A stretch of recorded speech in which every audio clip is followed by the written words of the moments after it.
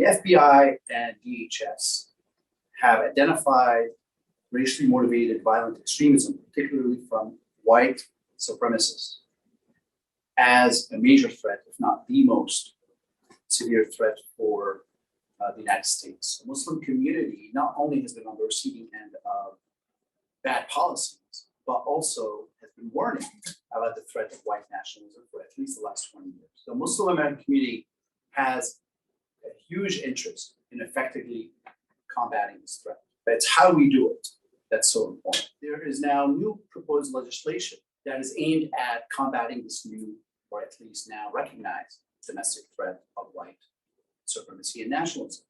But we worry that this legislation will be used or misused in the future against the same communities that have been on the receiving end of bad policies. We've seen a double standard in how Muslim, Black, or Brown perpetrators or those accused, how they are being prosecuted versus those who are not, particularly those who are white. All too often, we see those of the Muslim faith, when they're accused of terrorism charges, they're immediately linked to foreign terrorist organizations. However, we've seen non-Muslim perpetrators or those accused of carrying out crimes who have espoused internationally known slogans or loyalty to international organizations, including white supremacist organizations, which is an international movement, not be charged under domestic terrorism statutes, whether foreign or domestic.